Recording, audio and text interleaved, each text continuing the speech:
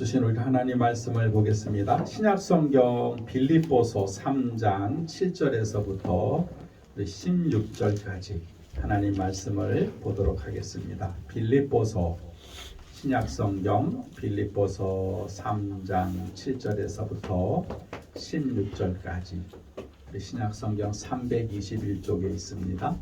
7절부터 보겠습니다. 그러나 무엇이든지 내게 유익하던 것을 내가 그리스도를 위하여 다 해로 여길 뿐더러 또한 모든 것을 해로 여김은 내 주 그리스도 예수를 아는 지식이 가장 고상함을 인함이라. 내가 그를 위하여 모든 것을 잃어버리고 배설물로 여김을 그리스도를 얻고 그 안에서 발견되려 함이니 내가 가진 의는 율법에서 난 것이 아니요 오직 그리스도를 믿는 믿음으로 말미암은 것이니 곧 믿음으로 하나님께로서 난 의라. 내가 그리스도와 그 부활의 권능과 그 고난의 참여함을 알려하여 그의 죽으심을 본받아 어찌하든지 죽은 자 가운데서 부활에 이르려 하노니 내가 이미 얻었다 함도 아니요 온전히 이루었다 함도 아니라 오직 내가 그리스도 예수께 잡힌 바 된 그것을 잡으려고 쫓아가노라. 형제들아, 나는 아직 내가 잡은 줄로 여기지 아니하고 오직 한 일, 즉 뒤에 있는 것은 잊어버리고 앞에 있는 것을 잡으려고 표대를 향하여 그리스도 예수 안에서 하나님이 위에서 부르신 부름의 상을 위하여 쫓아가노라. 그러므로 누구든지 우리 온전히 이룬 자들은 이렇게 생각할지니 만일 무슨 일에 너희가 달리 생각하면 하나님이 이것도 너희에게 나타내시리라. 오직 우리가 어디까지 이르렀든지 그대로 행할 것이라. 아멘. 오래된 일인데 1961년에 신성같이 나타난 10대의 그 여성이 남성과 함께 윈블던이라고 하는 세계 최고의 테니스 혼합복식에 출전을 해서 우승을 하게 됩니다. 그래서 일약 스타가 됐어요. 이제 그분의 이름이 누구냐면 빌리진 킹이라고 하는 지금은 여사지요. 여사예요. 근데 이분은 그랜드슬램이라고 해서 그 평생에 한 번도 이루기 힘든 그 그랜드슬램, 그러니까 세계 대회의 3관왕이 되는 일을 3번이나 그렇게 차지했습니다. 그래서 이 젊은 나이에 그랜드슬램을 이룬 그 빌리진 킹이라고 하는 그 여인에게 기자들이 다가가서 물었어요. 어떻게 이 젊은 나이에 이렇게 훌륭한 그런 기록을 이룰 수가 있습니까? 라고 물었을 때 빌리진 킹은 딱 한마디로 대답을 했다 그래요. 나는 오직 경기에만 집중했을 뿐입니다. 내가 집중하니까 경기가 내가 원하는 대로 그렇게 이루어져서 나는 윈블던에서 최연소 그런 우승자가 되었습니다. 그리고는요, 그분은 은퇴할 때까지 12번의 그랜드슬램을 또 달성했다 그래요. 그리고 1973년도에는요, 남자 우승자와 여성 우승자가 겨루는 그런 세계 최초의 성대결이 벌어졌어요. 남자 테니스 선수와 여자 테니스 선수가 서로 경기를 하게 되면 우리가 상식적으로 남자가 힘이 세니까 테니스는 힘이 있어야 되거든요. 그러니까 남자가 이기리라고 생각을 했는데 모든 사람의 예상을 깨고 빌리진 킹이 우승을 했어요. 이거는 지금까지도 깨어지지 않는 그런 기록이라고 합니다. 이렇게 엄청난 기록을 세울 수 있었던 원동력은 집중력에 있었다라고 합니다. 그러니까 집중력이 굉장히 중요하죠. 여러분이 성공하는 사람들의 그런 특징을 살펴보게 되면 한 가지 일에 집중하는 능력이 뛰어나다는 거예요. 이 끈질긴 집중력을 가지고 마침내 위대한 과학자가 되고 훌륭한 학자가 되고 또 뛰어난 그런 예술가들이 되더라고 하는 것이죠. 이렇게 집중력 있는 사람을 우리는 한국어로 외골수라 그래요. 외골수. 한 가지만 파는 거예요. 한 가지만 집중적으로 파는 사람, 그런 사람을 우리는 외골수다. 이렇게 이야기를 하게 됩니다. 이렇게 집중력이 뛰어난 외골수에게 드러나는 공통적인 특징이 하나 있다는 거예요. 그게 뭐냐면 그 사람들은 염려도 없고 걱정도 없대요. 그 이유는 간단해요. 한 가지만 그렇게 생각을 하니까 다른 거를 생각할 여유가 없으니까 염려도 없고 걱정도 없다는 거예요. 그런데 이 집중력이 없는 사람들을 보게 되면 여러분 매사에 불안해하고 매사에 걱정하고 매사에 염려하더라는 거예요. 이게 염려하다라고 하는 그 영어 단어를 보게 되면 worry, worry over, 뭐뭇에 대해서 걱정하다, 염려하다. 근데 이것이 여러분 헬라어의 메림나오라고 하는 그 단어에서 나온 뜻이에요. 근데 이 메림나오가 뭐냐면 두 개의 단어가 합쳐진 건데, 메리조라고 하는 것은 나누다, 찢다, 갈라지다 이런 뜻이고, 누스라고 하는 것은 우리 마음을 말해요. 그러니까 이 월이 메림나오는 뭐냐면 마음이 나눠지다. 그러니까 마음이 하나로 딱 뭉쳐 있는 것이 한 가지의 마음이 아니라 마음이 여러 가지로 나눠져서 산만하다, 이렇게 분산돼 있다. 그러니까 염려가 생기고 걱정이 생기더라는 것이죠. 우리가 마음이 어느 것 하나에 딱 집중하다 보게 되면 다른 거를 걱정할 그런 겨를이 없는데, 이것도 하고 저것도 하고 이것도 해야 되고 저것도 해야 되고 막 마음을 여기저기 나누다 보니까 거기에 대한 불안감이 우리 인간에게 생기더라 하는 것입니다.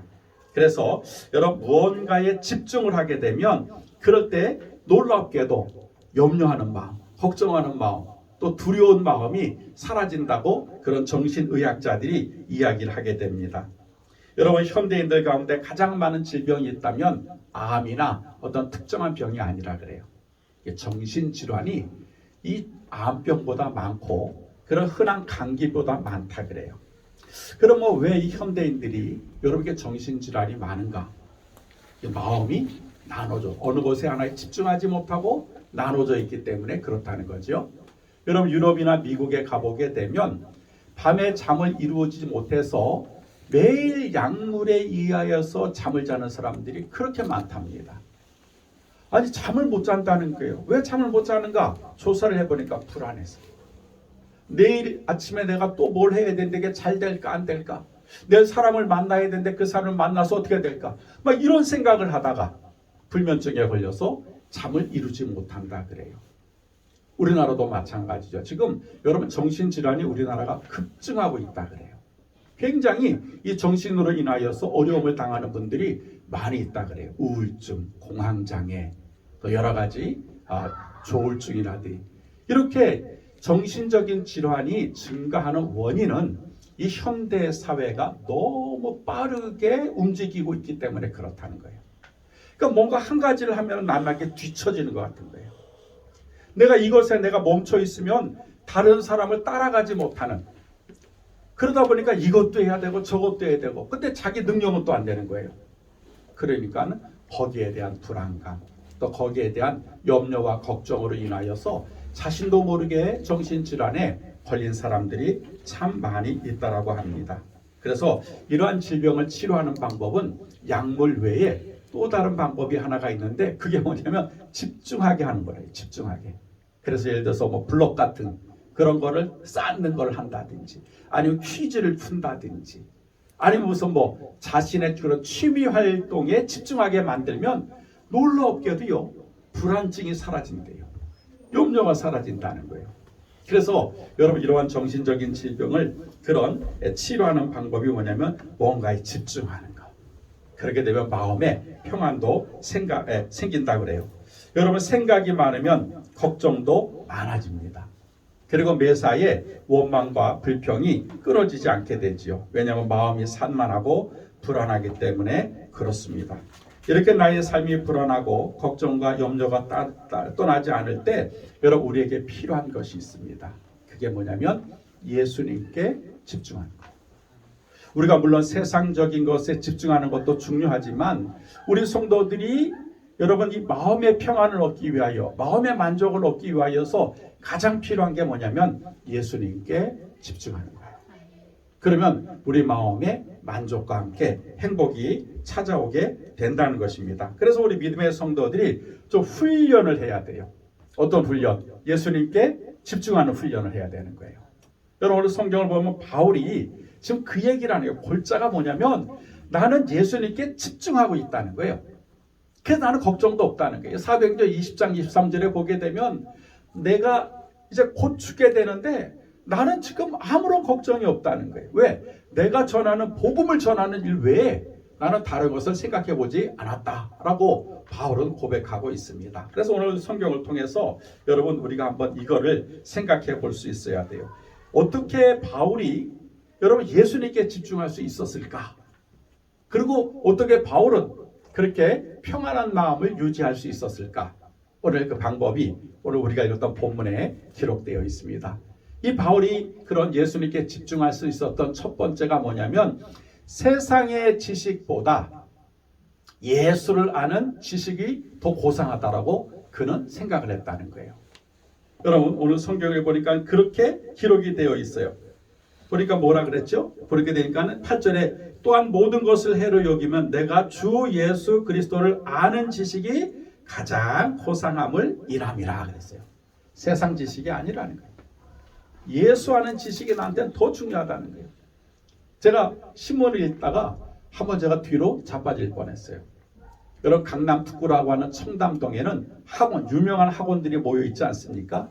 거기에 초등학생들이 여러분 미적분 고등학교 3학년도 풀기 어려워하는 그 미적분 반에 들어가서 그 수학을 푼다는 거예요.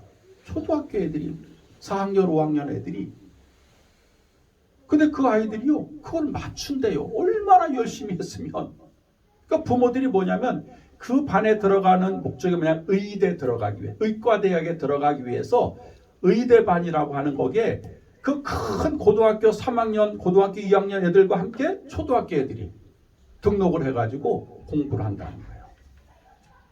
여러분 그 원인이 뭡니까? 세상의 지식을 최고로 생각하는 거예요. 남보다 더 많이 배워야 돼. 남보다 더 빨리 배워야 돼. 그래야 좋은 대학 갈 수 있어. 그래야 훌륭한 사람 될 수 있어.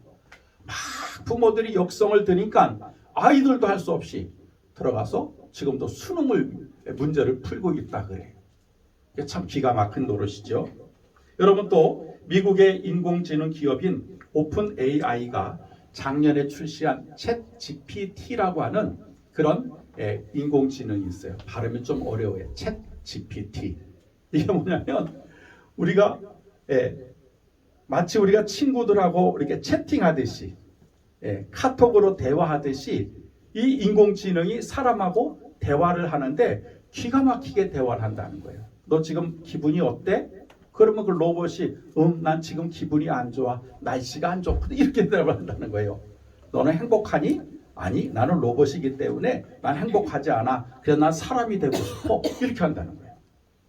근데 이 챗 GPT가 얼마나 사람보다 뛰어나냐면요. 여러분 사람의 머리에는 지식을 넣는 것이 한계가 있잖아요.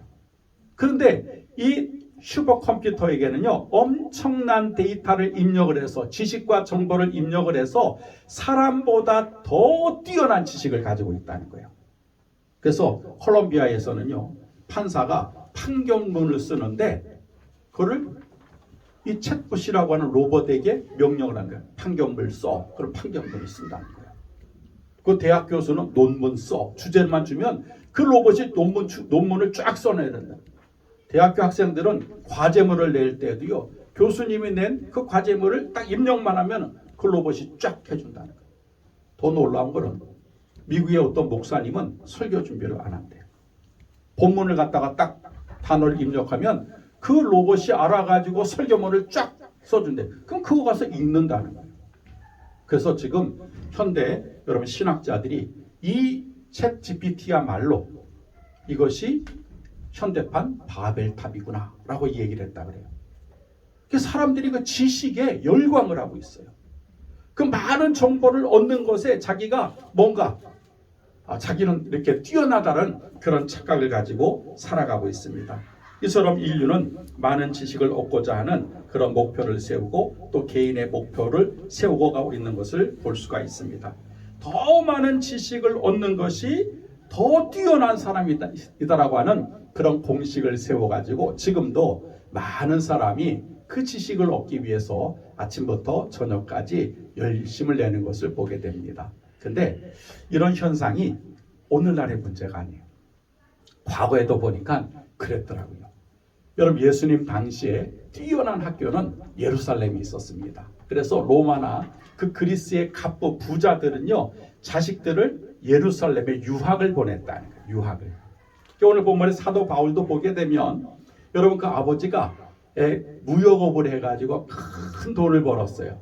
근데 유대인임에도 불구하고 로마의 시민권을 가지고 있었습니다. 그리고 그 아들을 어릴 때부터 예루살렘에 보냈어요. 그리고 가말리엘이라고 하는 그 당시에 뛰어난 율법학자에게 공부를 시켰습니다. 그리고 이 바울은요 열심히 공부를 해가지고 그 제자가 돼요. 그리고는 후계자가 됩니다.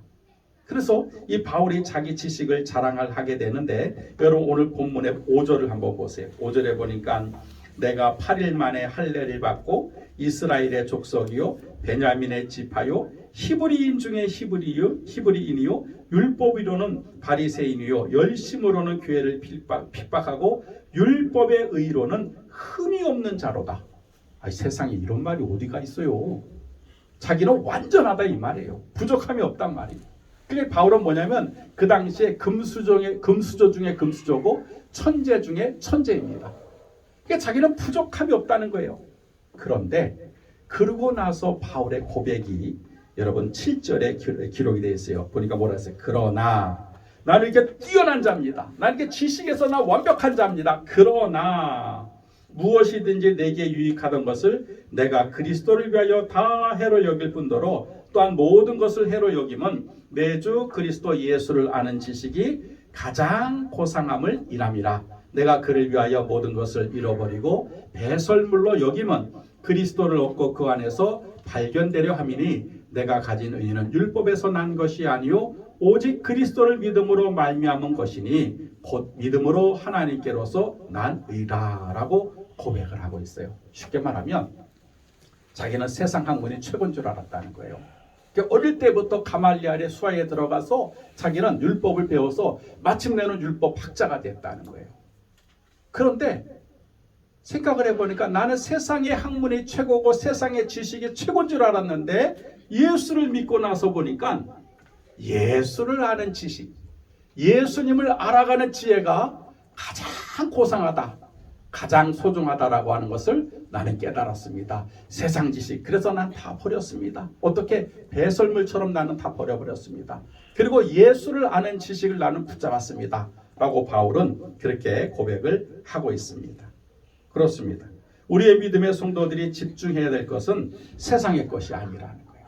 어떤 세상의 지식이나 정보나 어떤 세상의 것들을 우리가 아는 데에 우리가 열심을 내는 것이 중요한 것이 아니라 오늘 바울의 고백은 뭐예요? 예수를 아는 지식이 더 중요하다는 거예요. 예수를 아는 지식이 더 고상하다는 거예요. 그래서 자기는 예수를 아는 것에 집중했다는 거예요. 그래서 자기의 마음에 평안이 생겼다라고 하는 것입니다. 여러분 우리가 세상의 지식과 정보를 얻기 위해서 얼마나 많은 시간을 투자합니까? 심지어는 물질도 투자하지 않아요? 그런데 우리는 예수를 알기 위해서 얼마나 많은 시간을 투자하고 있고 물질을 투자하고 있냐는 거예요. 비교해보면 여러분 엄청난 차이가 나요. 세상 것에는요 여리고 있는 거 없는 거 다 끌어모아서 시간도 투자하고 물질도 투자하잖아요. 근데 예수를 아는 지식에 대해서는요 우리가 너무 소홀하다는 거예요. 너무 인색하다는 거예요. 그게 예수님께 집중하지 못하는 거예요. 여러분 예수님께 집중해야 여러분 우리의 삶의 평안이 차고 넘친다라고 하는 것입니다. 여러분 이러한 이유로 우리가 예수님께 투자 않기 때문에 예수를 믿고 교회는 다니지만 여전히 우리는 불안하고 염려와 걱정이 떠나지 않습니다.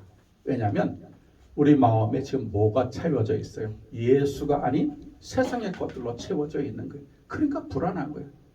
내일은 또 뭘 먹어야 되지? 내일 또 뭘 입어야 되지? 내일은 또 무엇을 마셔야 되지? 거기에 염려가 떠나지 않는 것입니다. 왜 아무 이유도 없이 마음이 불안합니까? 우리 마음에 예수가 없기 때문에 그렇습니다. 왜 미래에 대한 염려와 걱정이 떠나지 않습니까? 예수가 아닌 세상을 바라보기 때문에 그렇다는 거예요. 여러분 그래서 바울은 그 얘기를 하는 거예요. 예수를 아는 지식이 고상하다는 거예요. 난 그래서 예수님께 집중하고 있다는 것입니다. 그러므로 우리 믿음의 성도들도 이제는 세상보다는 예수님께 집중하게 될 때 걱정 염려는 떠나가게 되고 우리의 마음의 평강이 찾아오게 될 줄 믿습니다. 두 번째 바울은 그 얘기를 해요. 부활에 대한 확실한 목표가 있는 것, 그것이 예수님께 집중하라는 거예요. 여러분, 한국교회가 직면한 문제는 이 젊은 사람들이 교회를 떠나가고 있다는 것입니다. 그래서 대형교회도 마찬가지예요. 이제 젊은이들이 없답니다.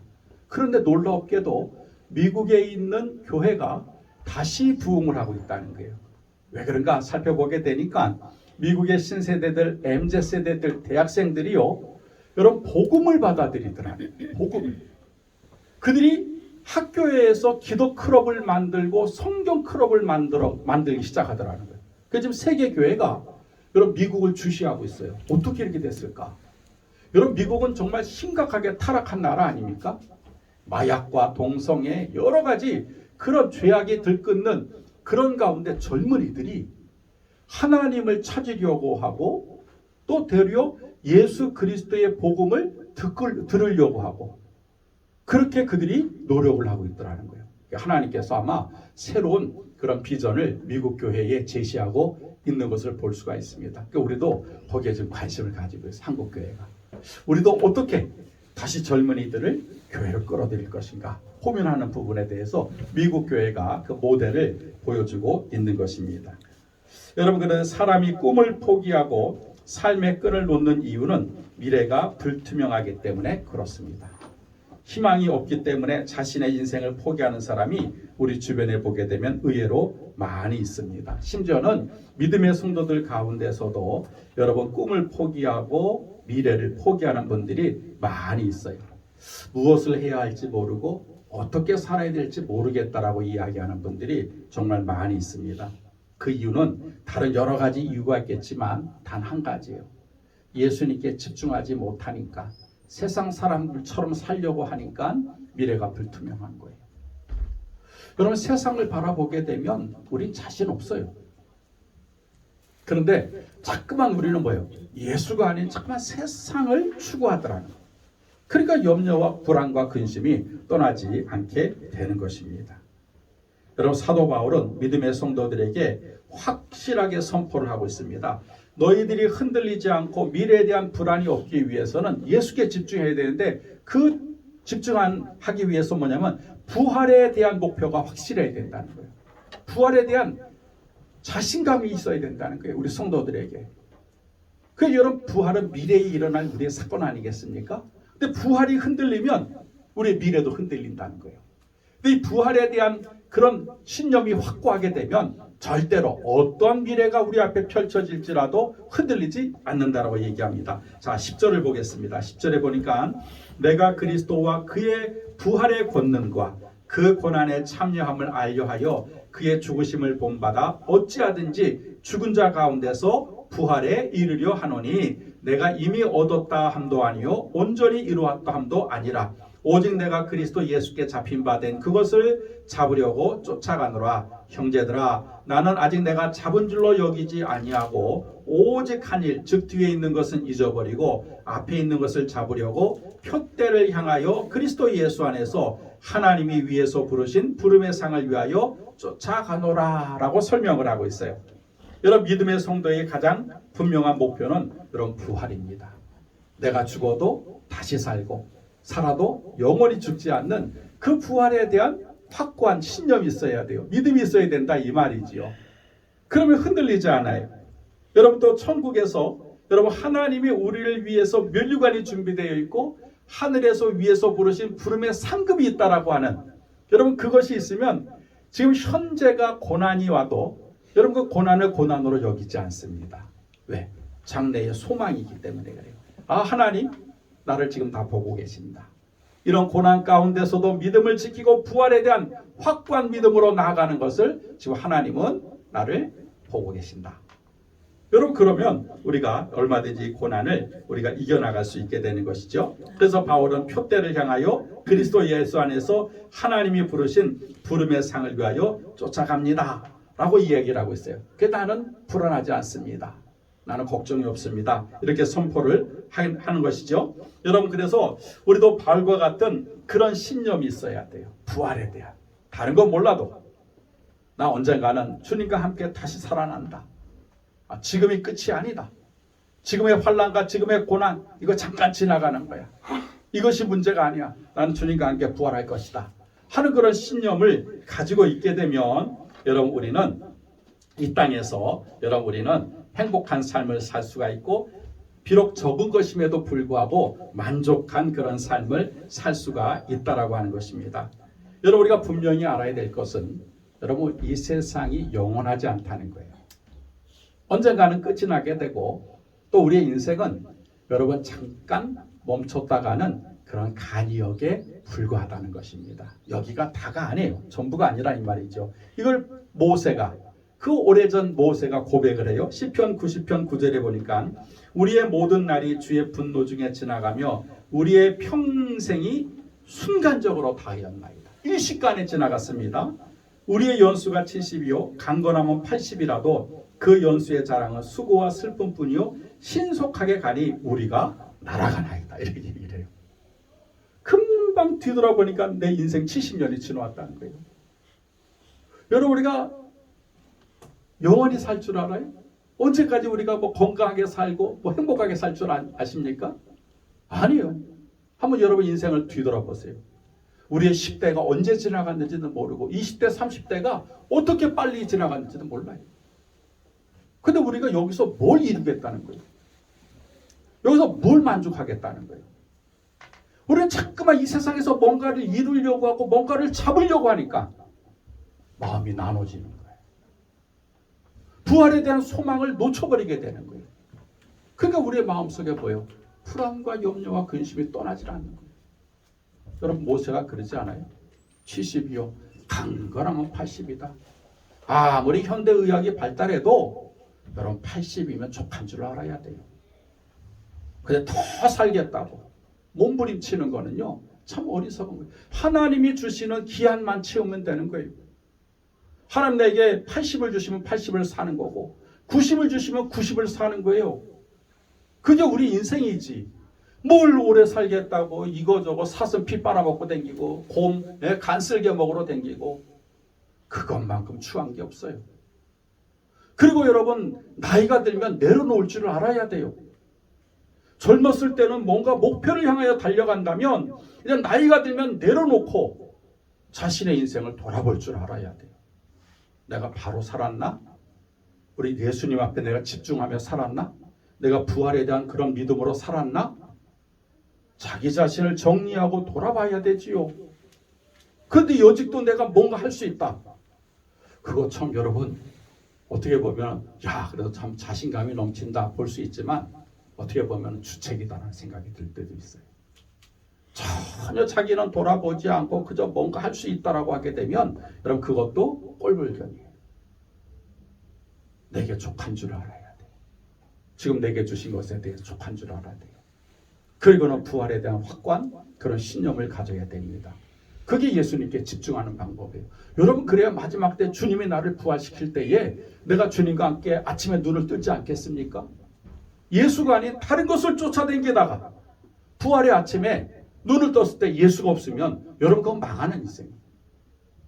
그러므로 우리가 예수께 집중하는 그래서 부활의 그런 확고한 신념에 우리는 믿음을 고정시켜야 될 줄 믿습니다. 마지막으로 보게 되면 여러분 오직 예수님만 바라보고 나가야 된다. 이게 이제 15절에서 16절에 이제 설명을 하고 있어요. 여러분 우리 앞에 무엇이 보이느냐가 중요하고 우리가 무엇을 보고 있느냐가 중요합니다.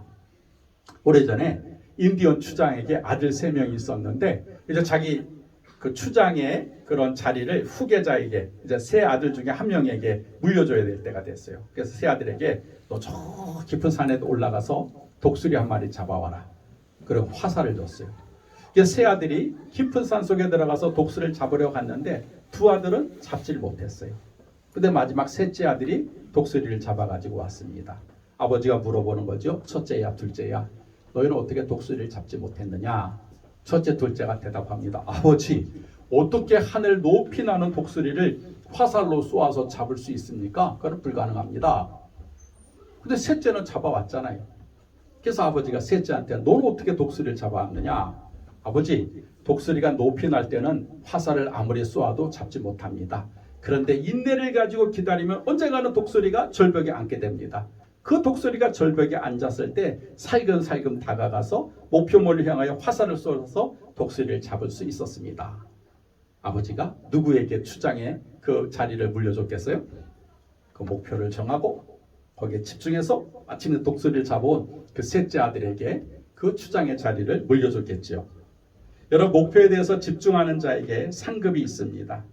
독수리가 날아오를 때 기다렸다가 절벽에 앉았을 때 화살을 쏘아서 그 목표에 집중했을 때 여러분 상급이 있듯이 여러분 우리 인생도 마찬가지 아니겠습니까? 우리도 어떤 목표에 대해서 집중하다가 그 집중한 그 목표물을 취했을 때 여러분 하나님 우리에게 상급을 주신다는 것입니다. 그 대표적인 게 기도예요. 기도. 여러분 기도가 우리의 목표가 되어야 되고 목적이 되어야 됩니다. 여러분 우리가 기도할 때 집중해야 돼요.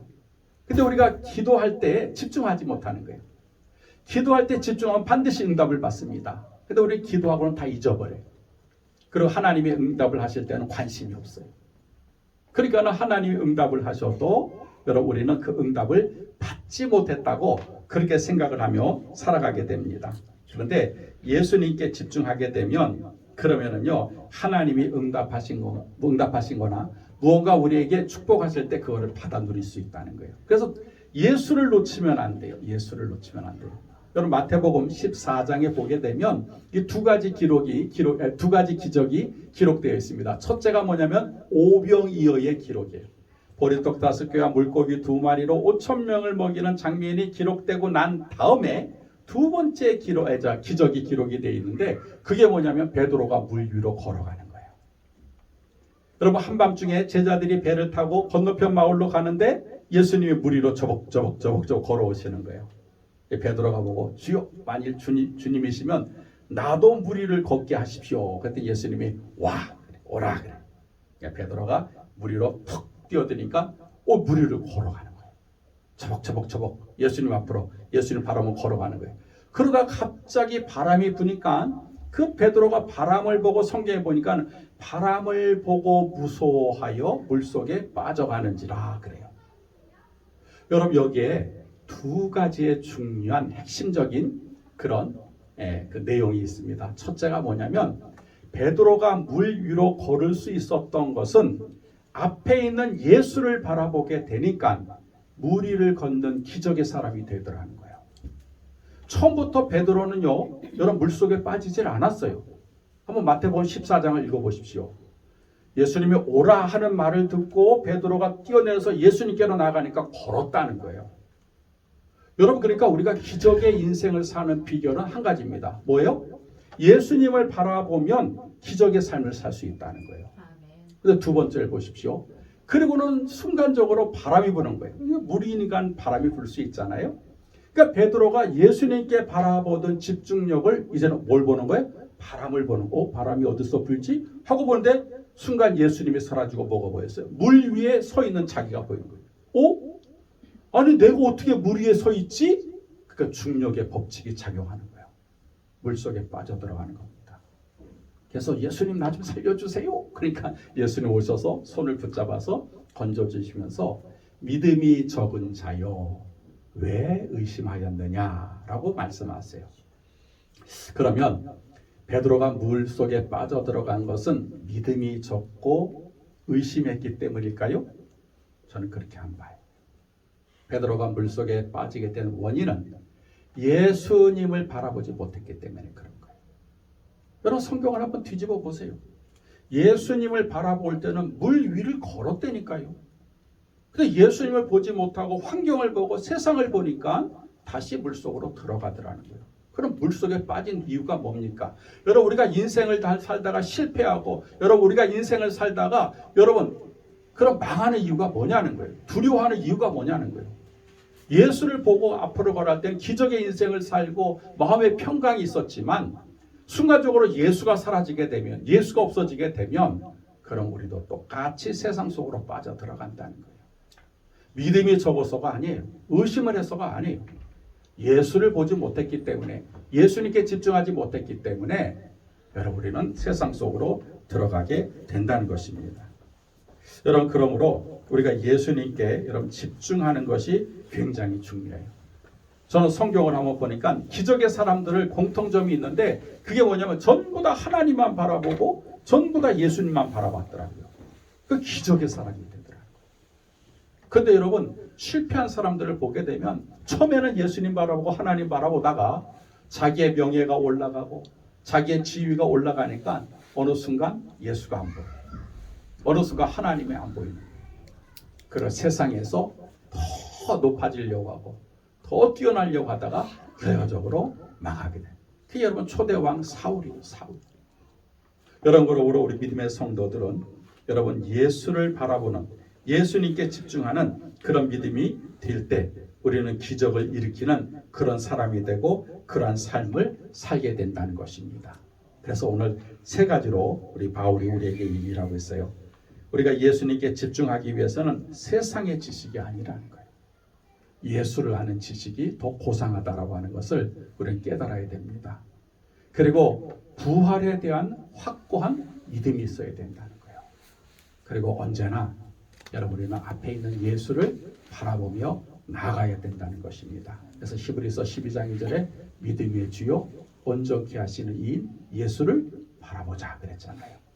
어떤 환경이든 어떤 힘든 여건 속에서도 여러분이 예수만 놓치지 아니하면 물 위를 걷게 되는 환경을 뛰어넘는 그런 기적의 사람으로 하나님 우리 세워주실 줄 믿습니다. 그래서 우리가 한 주 동안 한번 우리 예수님께 집중할 수 있는 그런 우리 성도들이 다 되시기를 주의 이름으로 축복합니다. 기도하겠습니다. 하나님 아버지 감사합니다. 우리의 삶이 세상 중심보다는 예수 중심이 되게 하여 주시옵소서. 우리가 세상 속에 살다 보니까 세상 사람처럼 살려고 합니다. 그런데 우리는 구별된 사람들입니다. 하나님이 우리를 구별하셨습니다. 그래서 우리를 성도라고 부르셨지요. 우리는 하나님의 자녀요, 또 천국의 시민권을 가지고 살아가는 우리 성도들입니다. 그러므로 비록 우리가 세상 속에 산다 할지라도 우리의 하나님 중심은 하늘나라에 있게 하여 주시고 예수님께 집중할 수 있도록 허락하여 주셔서 하나님 우리가 세상을 이기고 기적을 만들어가는 그런 우리 성도들이 될 수 있도록 축복해 주시옵소서. 예수님 이름으로 기도드렸습니다. 아멘.